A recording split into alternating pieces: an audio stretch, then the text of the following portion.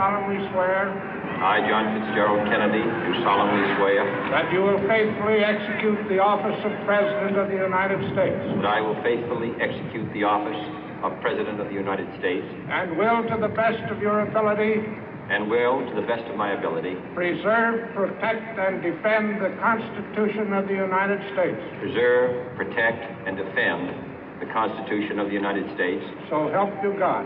So help me God.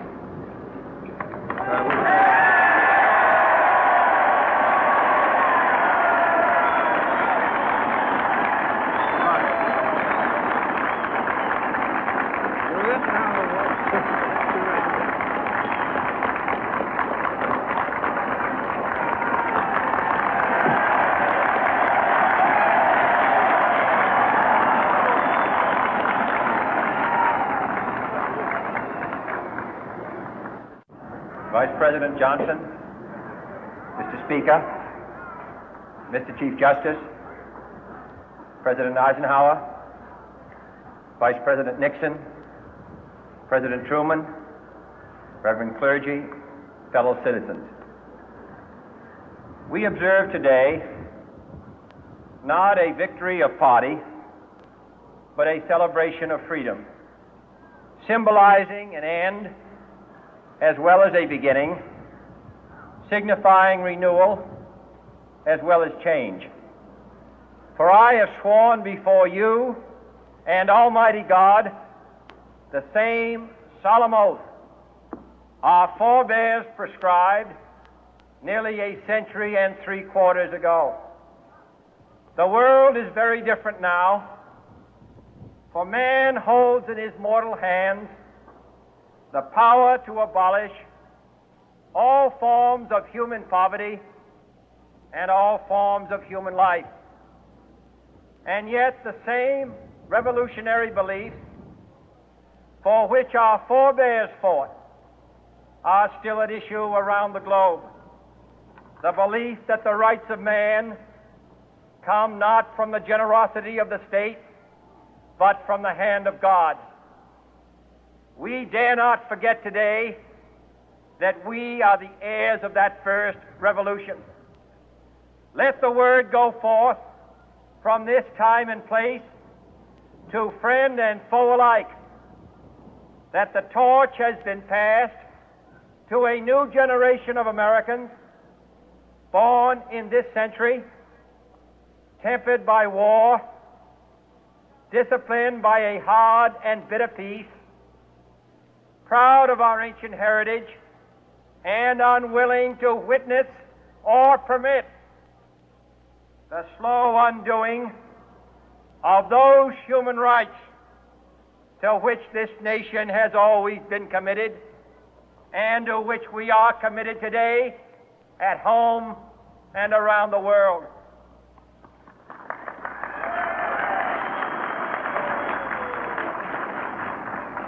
Let every nation know, whether it wishes us well or ill, that we shall pay any price, bear any burden, meet any hardship, support any friend, oppose any foe to assure the survival and the success of liberty.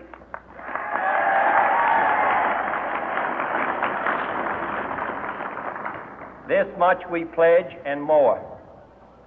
To those old allies whose cultural and spiritual origins we share, we pledge the loyalty of faithful friends. United, there is little we cannot do in a host of cooperative ventures. Divided, there is little we can do, for we dare not meet a powerful challenge at odds and split asunder. To those new states whom we welcome to the ranks of the free, we pledge our word that one form of colonial control shall not have passed away, merely to be replaced by a far more iron tyranny. We shall not always expect to find them supporting our view, but we shall always hope to find them strongly supporting their own freedom and to remember that in the past, those who foolishly sought power by riding the back of the tiger ended up inside.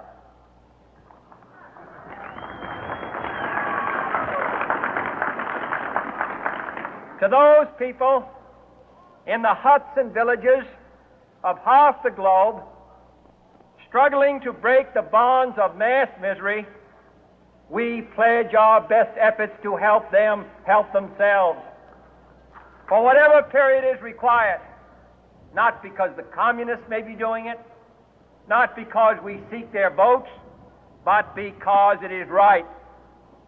If a free society cannot help the many who are poor, it cannot save the few who are rich.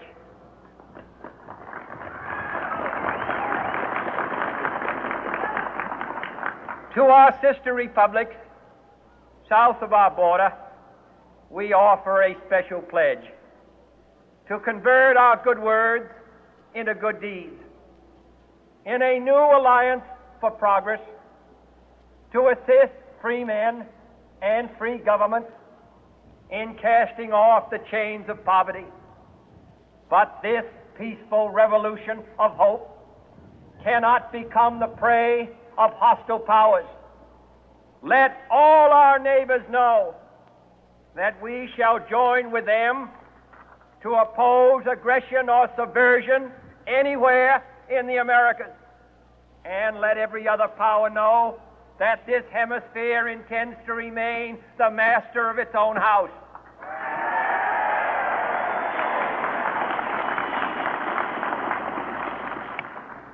To that World Assembly of Sovereign States, the United Nations, our last best hope, in an age where the instruments of war have far outpaced the instruments of peace, we renew our pledge of support to prevent it from becoming merely a forum for invective, to strengthen its shield of the new and the weak, and to enlarge the area in which its writ may run. Finally, to those nations who would make themselves our adversary, we offer not a pledge, but a request that both sides begin anew the quest for peace. Before the dark powers of destruction, unleashed by science, engulf all humanity in planned or accidental self-destruction, we dare not tempt them with weakness, for only when our arms are sufficient beyond doubt can we be certain beyond doubt that they will never be employed. But neither can two great and powerful groups of nations take comfort from our present course, both sides overburdened by the cost of modern weapons, both rightly alarmed by the steady spread of the deadly atom, yet both racing to alter that uncertain balance of terror that stays the hand of mankind's final war. So let us begin anew, remembering on both sides that civility is not a sign of weakness, and sincerity is always subject to proof. Let us never negotiate out of fear, but let us never fear to negotiate.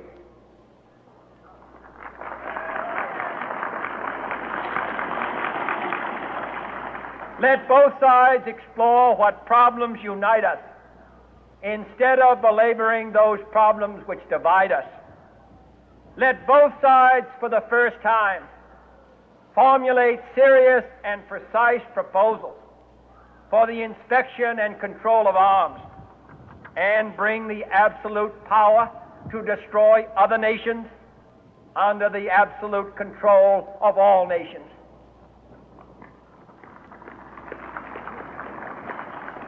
Let both sides seek to invoke the wonders of science instead of its terrors. Together, let us explore the stars, conquer the deserts, eradicate disease, tap the ocean depth, and encourage the arts and commerce. Let both sides unite to heed in all corners of the earth the command of Isaiah to undo the heavy burden and let the oppressed go free. And if a beachhead of cooperation may push back the jungle of suspicion, let both sides join in creating a new endeavor, not a new balance of power, but a new world of law, where the strong are just and the weak secure and the peace preserved.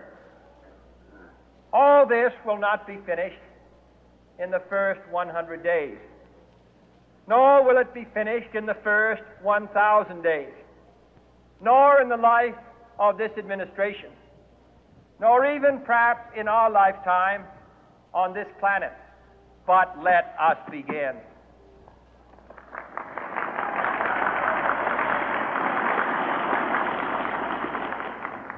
In your hands, my fellow citizens, more than mine, will rest the final success or failure of our course.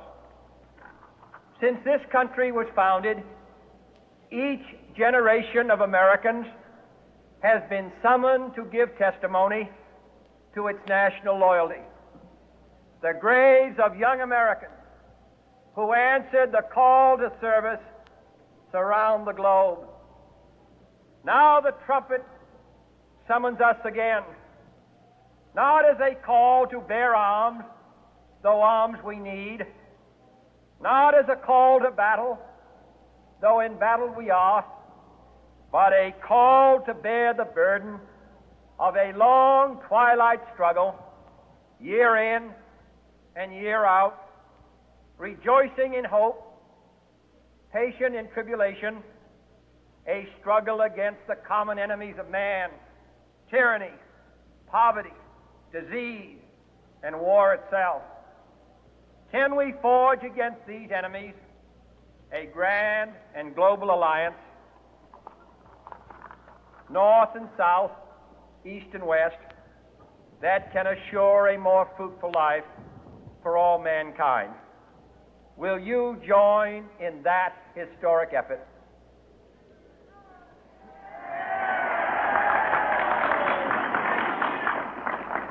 In the long history of the world, only a few generations have been granted the role of defending freedom in its hour of maximum danger. I do not shrink from this responsibility. I welcome it.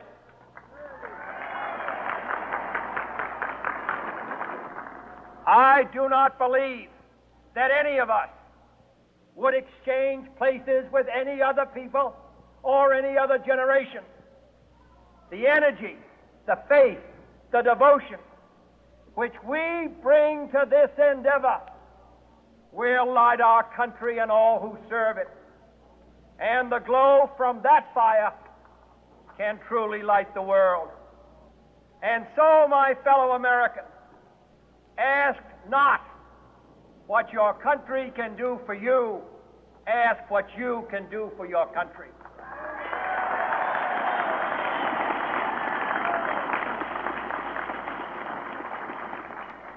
My fellow citizens of the world, ask not what America will do for you, but what together we can do for the freedom of man.